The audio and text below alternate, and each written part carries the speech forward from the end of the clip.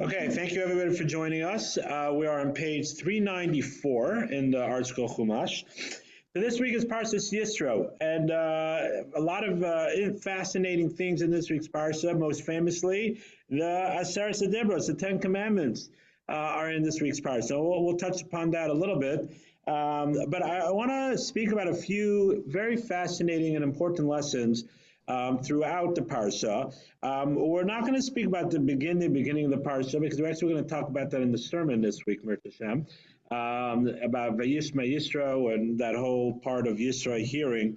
But I do want to talk about, first let's start off with the very interesting. Yisro came, and it said he heard everything that happened to the Jewish people, and then he came, and verse 4 says, verse 3 says he brought his two children with him. The first one's name was Gershom, and the Torah says, why did Moshe call him Gershom? Ki Amar, Moshe said, Gera Yisi Beres Nachri, I was a stranger, a foreigner in a strange land, right? Because he was born in Midian, right? And Yisro was a stranger there. He was an immigrant, sort of say, right? He was a slave there, but he was an immigrant there, right? And he was considered himself a stranger, right? And then the same Echad, and the name of the other child, Eliezer, was Eliezer, right? Because the God of my father was with me, right? When he saved me from the sword of Pharaoh. What was the story that he saved them from the sword of Pharaoh? So that was actually when Moshe was still in Egypt, still living in Pharaoh's house, and that's when he killed the Egyptian because he hit the Jew, right? And Pharaoh heard about it, and it says that Pharaoh wanted to kill him. And Medrash tells us, elaborates, that actually Moshe was on the chopping block. And Pharaoh's executioner took the sword and was hitting Moshe's neck. And God made a miracle, Hashem made a miracle that Moshe's neck turned into marble, right? And it sort of bounced back, and it didn't have any effect on him, right? And then Moshe ran away, and he was able to save himself. That's what the Medrash says. But either that, or Moshe was able to, escape and, not get, caught. But still, he was thanking Hashem for saving him from the sword of Pharaoh. So the Mefarshim, the commentaries ask that it seems that Moshe named his children out of chronological order. What happened first? First, he was saved from the sword of Pharaoh, right? And then only after that, right, was he a stranger in a foreign land, right? Because first he was in Egypt and he was saved from the sword of Pharaoh, and then he was a stranger in a foreign land. So why did Moshe name his children in the right chronology? The eldest son he should have named Eliezer, right? And the second son he should have named Gershom. Why did he first name Gershom, being a stranger in a foreign land, and then Eliezer, which was saving him from the neck of Pharaoh? So the first in the commentaries tell us something very powerful, that Moshe was naming the children, and this is an important thing, that it's good to make yourself reminders. So Moshe did it through the children that he named. Names of children have a lot of meaning, and it does. If we name it after someone, or name it after for something. One of my children is named Rina Tehila. We named her Tehila because Tehila means to praise, because my wife had toxemia during that pregnancy, right? So we wanted to praise Hashem, for her being okay and walking out being okay. And then the other children that are named after people, they sort of remind you of things. So, and just in general, it's good to sort of put reminders for yourself. And Moshe was teaching us an important lesson, that both of these things are very important. Of course, it's important to know that you're a stranger in a foreign land. And of course, it's great. You have to be grateful and thankful to Hashem for saving him from the sword of Pharaoh. But Moshe is telling us that it wouldn't make any difference if Hashem saved him from the sword of Pharaoh if he didn't realize that he was a stranger in a foreign land. If he would have gone ahead and become, I'm saved from Pharaoh, I'm away from all my brothers and Jewish people, or quote unquote, with Jewish people, right? And now I'm a stranger in Midian, so I'll just become a Midianite. I'll just sort of mingle and become part of those people. If he didn't realize that he was a stranger in a foreign land, he didn't remind himself that being saved from the Cher Pharaoh, from the sword of Pharaoh, was meaningless. Right? Because, so thank you, Hashem made a miracle for you. What do? You just mingled and became a non-Jew. right? So Moshe was saying that first I have to constantly remind myself that I'm a stranger in a foreign land. I have to remind myself this important lesson, and then only then, right, could I go ahead and thank Hashem for the miracle of saving me from the sword of Pharaoh. And this is something that is a little relevant. I mean, it's relevant to us all the time, but it's sort of we're getting a little further away from the Holocaust. But people that have gone through, and God forbid, we're not judging anybody that goes through the Holocaust. We can't imagine. We never judge anybody, but definitely we can't imagine what people went through in the Holocaust. But I've spoken to some Holocaust survivors. Not that I have any family that went through the Holocaust, but I've spoken to some Holocaust survivors, and they always say that when they came and one of the big things they wanted to do is make sure to establish a Jewish community in America or wherever it was, in Israel or England or Australia or Brazil. A lot of Holocaust survivors went to Brazil and South America, and wherever it was that they went, right? They wanted to ensure that they instilled made sure that they had a school for their kids and a mikvah and a shul, right? And then they went ahead and then they thanked Hashem for allowing them to survive the horrific Holocaust, right? And this is a lesson not on such grand a scheme, but even in our daily lives, right?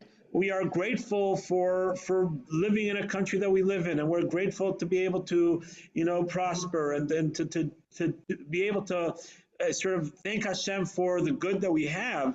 But we always have to remember, right, that we are strangers in a foreign land. It doesn't mean to say that we can't be patriotic, and we have to be patriotic, but we have to remind ourselves that this is not our homeland. And the more we remind ourselves that, the more we ensure that we secure, right, within ourselves and our children and our grandchildren, our Jewish heritage and Judaism. And that's one of the lessons that we learned from the way Moshe named his two children.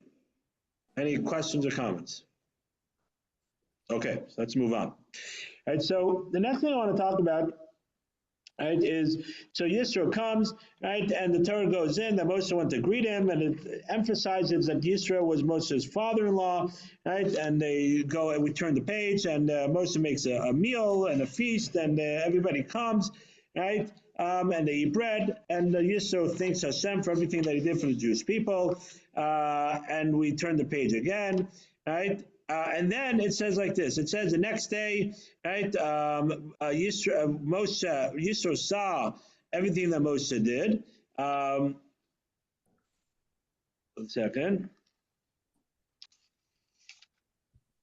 Yeah, right. So everything that Moshe did, right? And it says like this. It says that that Yisro told Moshe, verse 17, page 398. It says, Vayoma Choshe Moshe alav, Moshe's father-in-law told him, Lo tova davar shato said, it's not good what you're doing. Right? Already, first time that we have a mingling in-laws, right? Right? The in-laws, the father-in-law is telling his son-in-law, hey, you're not doing the right thing, right? You're not doing good over here, right? Usually we blame the mother-in-law. Over here, the Torah is telling us the father-in-law was, being the mingling one. Why? Because Moshe was on his feet all day. People were coming to ask him questions. There was lines and lines of people coming to ask him questions about all the new Torah that they learned and other questions that they had. Excuse me. And the Torah says that Yisro tells him, "Lo tova davar tzarsa." It's not good what you're doing, and he gave him advice. He said he should make sort of the first, court system of having a lower court, an appeals court, and a state court, and a Supreme Court, and an appeals to the state courts. Right, the whole.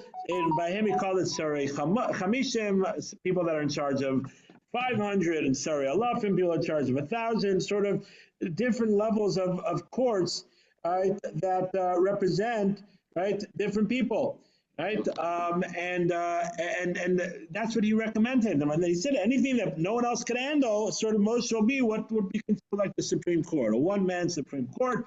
Whatever anybody can handle will come to you, and that way you'll even out everything. So it says, if you turn the page, it says verse 24, right? It says like this. Verse 24 says that and Moshe listened to his father-in-law, and he did what he said to do. Right? So I always, whenever I read this, besides this, of course, it's Torah and everything in Torah we can learn from. It's just the Torah is very interesting how it went into details that Yisro said, "Lo tov v'adavar." It's not good what you're doing. And then afterwards, "Vayishma Moshe lekolcha." He listened to the voice of his father-in-law, right? And he did everything that he did.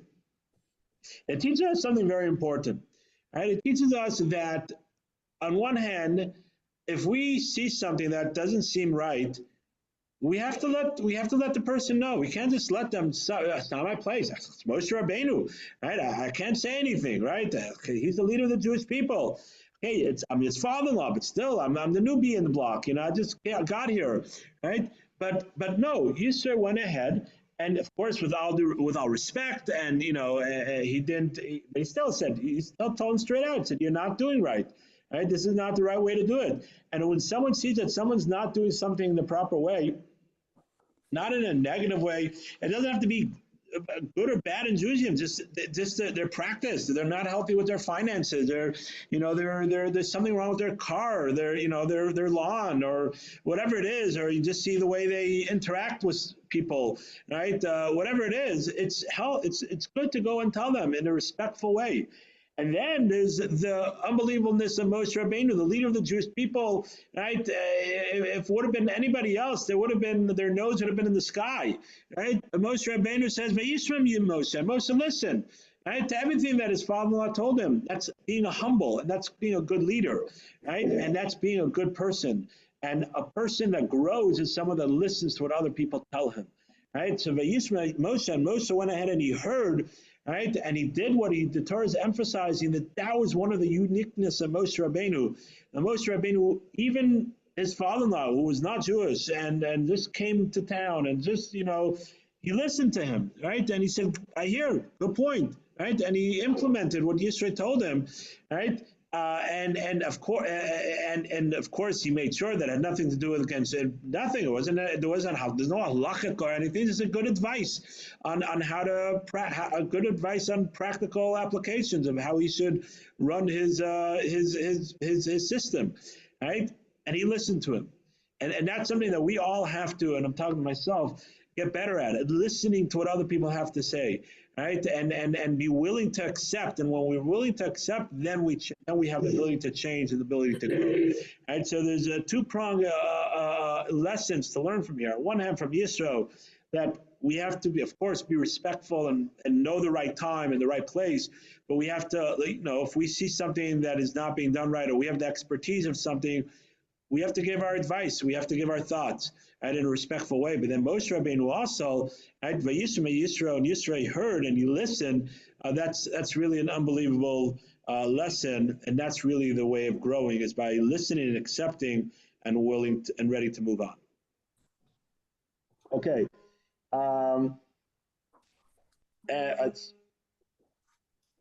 So let's move on. Give me 1 second, sorry.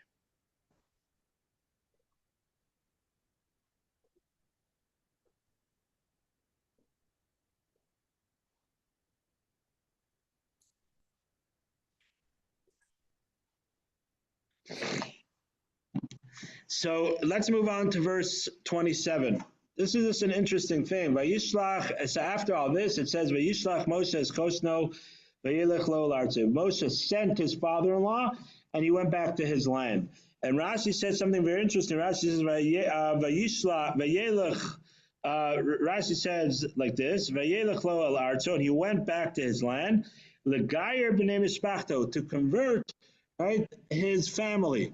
I know what convert Lagar, that's literally what Lagar means. But Lagar doesn't necessarily always mean to convert like we think converting to Judaism, right? But it means to say to convert to make them believers in the one true God. Could be they kept the 7 mitzvot in Noach. Could be they actually joined the Jewish people. Right? That's not the point. But Yisro, I would say, was the first Kiryat movement before Torah, before Chabad, right? Before any of those, right? Yisro went. The Torah clearly says that Yisro was sent. Moses sent him. Right, the first shliach, right, the first shlichus, right. Yisro went ahead and he sent him to go ahead, and I think the lesson to this is, and he emphasizes B'nai Mishpachto, his family, and I think the lesson that we can learn from this is that we have a greater responsibility, again, within the framework of our ability, and not to infringe on people, but at the same time, we have this responsibility to try to, our family, and really all Klal Yisrael is our family, but then we have our immediate family, right? There's different levels of family in Judaism. We're all brothers and sisters, but then there's our immediate family. Just like for mourning, Chas v'shalom, you have the 7 close relatives that you mourn for, right? Everybody else, part of our family, but we don't have that level of mourning. So there's different levels of family. And we see this not only in mourning and other laws, there's different levels of what's considered family. So we have a greater responsibility for our family to try to educate them, both through our actions, through our engagement, right? To try to engage them and educate them to come closer to our faith. Right, and that could be in many different ways. So that could be inviting them for Shabbat meal. That could be by inviting them to a program that is fun and exciting, but there'll be a lot of Orthodox people there, right? And they could see Orthodox Judaism in a different light, right? And that's really something that's funny. I was talking to someone the other day, and he told me, growing up, I always had this negative association with the Orthodox Jews, right? That's just what it was, right? And he says, the more I meet Orthodox Jews, I see how wrong that was, and just a terrible narrative that I was educated in, and just I didn't know.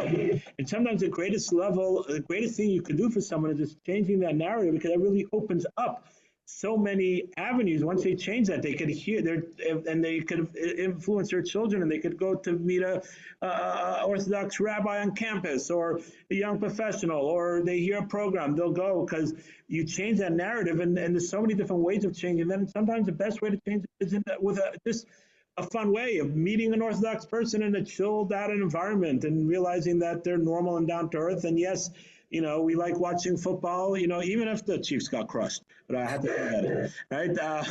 Right? But, even that, or even if they don't watch, it's just, see that you can have a normal conversation with them. If they wear black hat, if they don't wear black hat, if they wear kippah sruga, if they wear, doesn't make a difference, right? We are normal, down to earth people, right? And we have that responsibility, and especially with our immediate family, to try to encourage them and to educate them. And sometimes the best ways to do that is just in a nice social event, right? Or bring them to the synagogue, or if there's a kiddush, or a Friday night dinner, or whatever it is, right? That is part of our responsibility. And I think that's what Moshe was saying. It says, "Vayishlach Moshe." Moshe sent Yisro, because Moshe told Yisro, "You can't stay here. You have a responsibility to go back to your family and to spread the word, right? To teach them and to educate them." And it says that the B'nai Yisro, I have to look it up where exactly, but it says that the children of Yisro were living in Eretz Yisrael by Lishchat Gazas, near where the temple was, right? So it seems that it had an effect, right? How many generations later, I'm not sure, but there was an effect, that something happened. And that's one of the reasons commentaries say, it says, the Torah goes out and tells us, Vayishlach Yisro, Yisro sent him. Why did he send him, right? Stay, not stay, what, he was trying to get rid of his in-laws already, right? Right? But no, it's because Moshe was telling him, you have a responsibility. Right? This is not the place for you. You have a responsibility to spread the word that of that Torah Judaism, right? Is down to earth and normal, and it's something that we could all connect with, right? And I think that's something that we all have that responsibility to try to connect right? And to spread that, and there's so many ways of spreading that in a normal, healthy way, and that's extremely important to do. And I can't emphasize how important that is. That the Torah goes ahead and makes a whole verse in the Torah to tell us that Moshe sent Yisro, and Yisro went back to his land, right? And I think that's what the Torah is trying to teach us. Any questions or comments? Okay, so let's move on. Okay, chapter 19 starts with the Jewish people. It's a third month, and it says that they went out of Israel, and it says Bnei Yisrael but came to Midbar Sinai. They came to the desert of Sinai, right? And verse 2 says that they left Rephidim, and they came to Midbar Sinai. And then the middle of the verse 2, right, in the article Chumash, it's 3 lines from the bottom, the first word on the line, it says, Vayachanu b'midbar, and it says, Vayichan sham Yisrael neged ahar. Vayachanu, and they settled in the midbar. And then it says, Vayichan sham Yisrael neged ahar, and Yisrael settled opposite the mountain. And the commentaries all jump on this, and Rashi speaks about this right here and there. There's Vayichan. Vayichan is singular, right? Vayachanu is plural. Vayichan is singular. So it should have said Vayachanu sham Yisrael neged ahar, right? The same way it says Vayachanu b'midbar, they rested in the midbar. It should have said Vayachanu. We're talking about all the Jewish people. So why it says Vayichan? Why is it saying a singular text? Why does it say Vayichan sham Yisrael? And Rashi says a famous thing. Right, says Rashi that when they came to the midbar, right, that they were ki'ish echad b'lev echad, right? When they came to midbar Sinai, to Har Sinai, they were as if they were one person with one heart. Ki'ish echad b'lev echad. They had the level of achdus, that level of unity, that they were as if they were one body. And the Midrash goes ahead and continues and adds on to this, and that's one of the reasons they merited even to receive the Torah, right? One of the reasons they merited to receive the Torah was because they were one body and one person, right? And that's why they merited to receive the Torah. And I just want to talk about this for a few minutes because we all know Achdus is a very important thing. Unity, we all talk about it. Am Yisrael Chai, we're all the Jews, same. We're all brothers and sisters. Achenu Kol Beis Yisrael, right? Achenu, our brothers and sisters, Kol Beis Yisrael, and all the Jewish people. We talk about this a lot, and you hear a lot of things about how unity is what saves us, and then what's the power of the Jewish people, and 100%. That's all 100% true. I just want to talk for a second, for a few minutes, what is the depth behind that, and what is the connection to be able to receive the Torah, to be able to be one body and one person? And the answer to this is, I was actually having a discussion with someone I think 2 months back. I was actually during Partisan Torah. My Charusa wasn't there, so I was learning with someone else, and we sort of touched upon this topic. And the answer is that if you stop to think about it for a minute, right, the way the Torah is set up, it is impossible for one individual, be it a man or a woman, a Kohen or a Levi, right, a king or a priest, right, it doesn't make a difference. There's not one individual that can fulfill all 613 commandments. It's not mind-boggling. Right? You imagine we say there's not one individual that could keep all the laws of the United States of America. What, are we crazy? Right? There's the laws because the laws are that everybody has to keep them. Right? Right? Okay, so if you're not a landowner, then you can't pay taxes or whatever. But theoretically, you could become a landowner, and it could apply to you.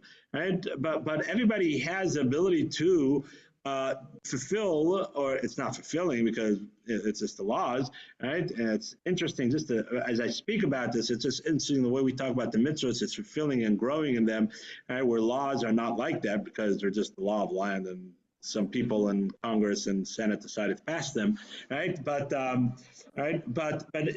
of course the laws are there for everybody to keep, right? Everybody has to keep them, right? Where Hashem, when he created the Torah, there's not one individual that could keep all the Torah. Think about it, right? If I'm not a Kohen, I can't do this mitzvot that are the service in the Beis Hamikdash. I can't do Birchat Kahanim, right? I can't receive tithing from anybody.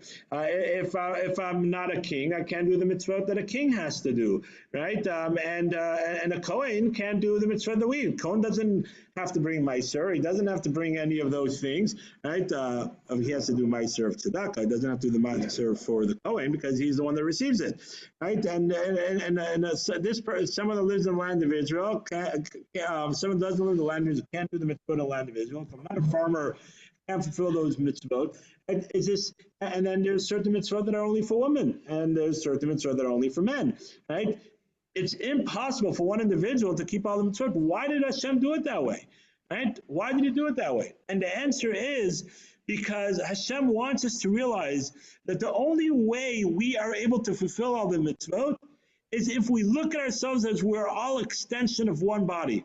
Ish echad b'lev echad. The Midrash goes on to expand on this. What does it mean? Why does it say ki ish echad b'lev echad, like one man with one soul? Right? It's because it's trying to tell us that each one of us are as if we're different parts of a body. Imagine, I'm going to say, there's a famous parable that said, the brain is talking to the mouth, and the heart and the hands are talking to the feet, saying what's the most important one, right? And then the brain says, I'm going to tell you to do that, and the hand says, I'm going to slap that person, I get in trouble. The mouth says, well, I'm going to tell the king that we did whatever. And each one is saying how they're more control. And really, if you stop to think about it, each one has their own function and their own thing. Each part of our body has its own function, and each part cannot survive by itself. It needs a heart. We need the heart to pump the blood. If there's no brain telling the heart what to do, right, then it's going to stop. And we don't have a mouth to breathe, and we don't have to eat, and we don't have our hands to move around, and our legs to do. Each part of our body is needed to be a function. Now, we don't think about it that way because we think about ourselves as one entity, but we have different parts.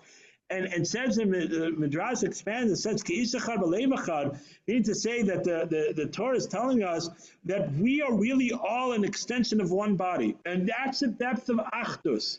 Right? That's really what Achdus means to say. Unity really means to say it's not, just let's kumbaya and shake our heads together and, and write a check to, to whatever. There's nothing wrong with writing checks, right? But, that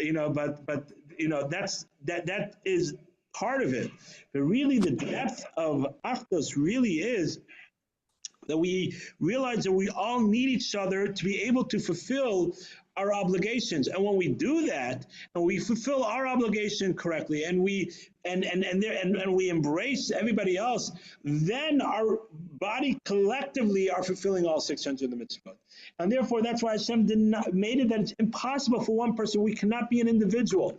We have to be united. We have to realize that we're all really ish echad. We're all one person, right? Each one of us. That's the only way to fulfill the 613. To fulfill the 613 mitzvot is when we realize that we all need each other, both spiritually and then, of course, in the materialistic world also. Right? And when you think about it in this way, it changes the whole thing. It explains so many different laws. It's called arvos, right? When I make kiddush, you guys just have to answer amen, and you could go ahead and drink. Why is that, right? You didn't make the bracha, right? It's called arvos. It means to say that I'm doing it for you. You're part of this action that I'm doing, and we could do that only because we're one body and one action. Now, there's certain things that we can't. If you have to shake the lulav, an esrog, a physical thing that we have to do, you have to do your mitzvah, and I have to do mine. Of course, we have to do it ourselves, but there are certain things that we could do collectively, right? And certain things that we could only do collectively. We could only make a zimun if we have 3 men. If we could only say Hashem's name if we have 10, right? There's certain things that are with the greater number, the greater we are able to bring more holiness into the world, right? Because we are together able to do all the mitzvahs together. And that's why when the Jewish people united on that level, Hashem said, I could give them the Torah, because you can only fulfill the Torah if you have this level of achdus. If you have this level of unity, realizing that we're ka'ish echad, like one person, and that's why the Jewish people merited to receive the Torah. It wasn't like, a nice gift, right? It's a nice gift. It's a nice thing. God said, you guys are kumbaya. You guys are all together and nice together, and holding hands. I'm going to give you a gift of the Torah. No. It is a cause and effect, because they reach that level and realize that they are as if one body, one group. Now Hashem said, okay, now I could give it to them because they understand that you could only fulfill the full Torah when you're like one body and one group. Right? And that's the depth of this idea. And this, once we dig deep inside of ourselves and realize that how deeply we are connected with each other, it really changes our attitude in a lot of things. It changes our attitude of how we perceive other people. It changes our attitude of how we allocate our donations. It changes our attitude of how we associate ourselves with other people, because we realize that really we all need each other. We're one body. The only way to fulfill the Torah is by really connecting ourselves on a deeper level as family, right? And that's really the depth of Achdus, the depth of unity. Any questions or comments? Okay. So let's move on. Yeah, we're going to try to do this class a little quicker today. I have a few things I have to do tonight. Okay, so let's move on. So we're gonna skip to the Ten Commandments. Right. So it says that we'll just talk quickly. It says that they came, right, and Moses spoke to them and telling them that they should listen to Hashem. Told them to prepare themselves for 3 days. Right, told them not to go onto the mountain and not to touch the mountain was holy. Right, and it says that the voice of the shofar was strong. Right, and then it says that Moshe went up, and then Vayered Moshe La'am, Vayomer Aleim, he told them. Right, and it says that there's two opinions. Some say that they heard all 10 commandments from Hashem sort of in one breath. Right? Only Hashem could do something like that. The other opinion is that they heard the first commandment, and from the energy of the spirituality, their neshama sort of left their body, right? And Hashem made a miracle and came back into the body. But then they asked Moshe to repeat that he should hear the rest of the commandments that he told them. Right? There's different opinions. I don't want to go into that. But I want to talk about two points of that Sarasa Dibros. We could spend classes on just the Sarasa Dibros, the Ten Commandments. I just want to point out two things of the Ten Commandments. Number one, if you go through the Ten Commandments, right, you notice that they're divided into two groups. The first 5 are commandments between man and God, right? I am Hashem your God, right? Do not serve other idols. Do not don't make an idol, right? Don't bow down to them, right? Don't swear in vain in God's name, right? These are all commandments between man and God. Remember the Shabbos, right? And then it speaks about the Shabbos. The Shabbos is the Ten Commandments. So the first 5, right, are in the category of Ben Adam Lechavero.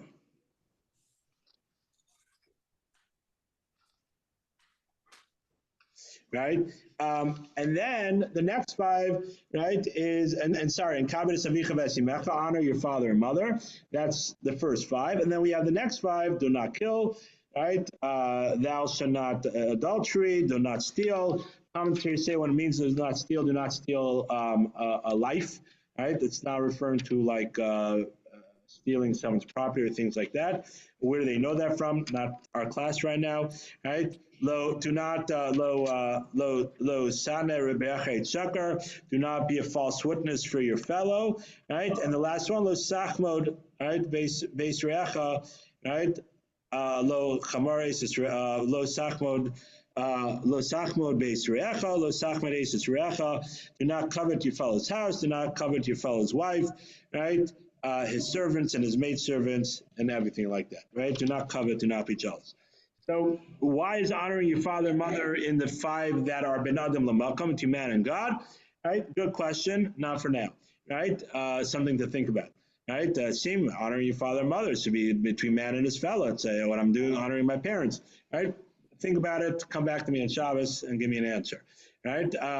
But the point I want to bring out is that it's the commentaries expand on this, that the Torah is telling us that we have to realize that there's mitzvot both mitzvot have been adon l'makom, mitzvot that have been in between man and God, right? Means to say that they're only between man and God, right? For example, shaking the lulav, right? Blowing the shofar, not to believe in another God, right? That don't have to do with anybody else. And mitzvot that have been adon l'chavero, mitzvot that are between man and his fellow, not to kill, not to steal, right? Don't covet, lashon hara, charity, chesed, right? Visiting the sick, right? And all the damaging, all the laws about damaging, and all the laws that are between man and his fellow. They're both part of the Ten Commandments, right? They're both on the same level, and they're both all commandments, and we have to realize that, and we can't have one without the other. You have to have a healthy balance between your fellow man and God, right? And there's commandments for that. You can't say, well, I think those are really good mitzvot, not stealing, and those are very ethical, and being kind to people, and these other things, like shaking a lulav, what's that? I don't know. I got it. I know you have then other people. I know they're all into it.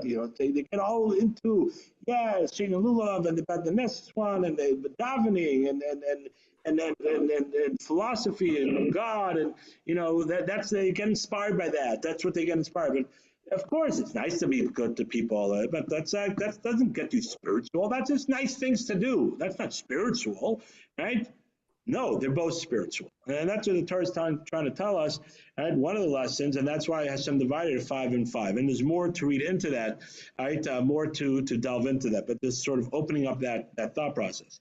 The other thing I want to talk about in the Ten Commandments is the last of the Ten Commandments, do not covet. Right? A lot of people are bothered, right? Of course, coveting is a bad thing, being jealous, it's a bad thing. But that's to be in the Ten Commandments, right? I would think there's so many other things that could be in the Ten Commandments, right? But not covet, it's like a low life. Who covets? Okay, so who kills also? Okay, I hear that, right? But coveting, I don't know, that just seems sleazy, like, coveting and being jealous of other people, right? Why is that part of the Ten Commandments? And there's something very powerful, not coveting, not being jealous, really. You could ask the question, it's an emotion. How can I not be jealous? I'm jealous. What do you want from my life? I'm jealous, right? It's an emotion, right? Look, the other person has a gorgeous car. They just got themselves, the newest, they go skiing during winter break. They go, whatever it is, right? I'm jealous. Okay. It makes me a bad person that I'm jealous. Why does it make me a bad person that I'm jealous? Right? I'm not killing them. I'm not stealing from them. I'm jealous. So why can't I be jealous? And it's my emotion. And the answer is, and it's part of the Ten Commandments, because the ethics of our Father says, who's a wealthy person? One who's happy with his lot. What does that mean to say? It means to say that when you realize, when you have emunah, when you have faith that everything that Hashem gives you is what you need, right? So then, why am I jealous of someone else? I have everything that I need. So really the source of being jealous of other people, the source of that really is having a lack of faith in Hashem. That's what it is. It's having a lack of faith in Hashem when I'm jealous of other people. And that's why it's part of the Ten Commandments, right? Because it really brings out the act in an action way that I'm lacking faith in Hashem. And you could say, well, it's an emotion. No, if you work on your emunah and you work on your faith and you realize that everything that you have from Hashem, then you won't have that reaction. You won't have that emotion because I'm happy with my lot, right? And I'm not jealous. So they have a nicer car. Therefore what?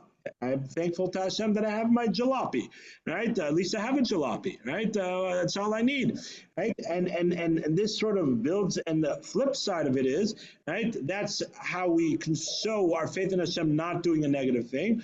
And the flip side of that is in a positive way, right? When we give our 10% and we use our resources for something good, that also shows us that we are that we believe in Hashem, because one of the biggest hinders of people giving their 10% of their finances is, college funds for their great-granddaughter's dog's cousin's kid, right? Because they have to make sure that they've secured their family for the next 1,000 years, right?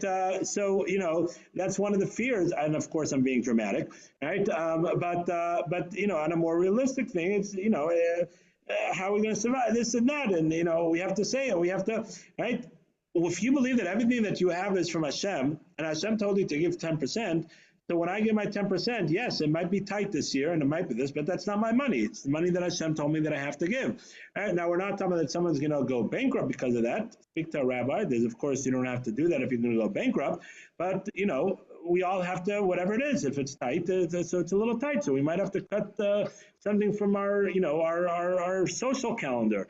Right, or we might not be able to buy, that $50 gallon bottle of water that has oh my gosh, every mineral in it, and it's really going to save me and make me live 50 years longer because it's $50 bottle, right? And I'm being dramatic again, right? But so we might have to cut out some of those things because we have to give our 10%. That's what Hashem wants us to do, right? And those are two sides of a coin. Not to covet, right, is the negative component of not doing something. It's always positive and negative, right? The not to covet is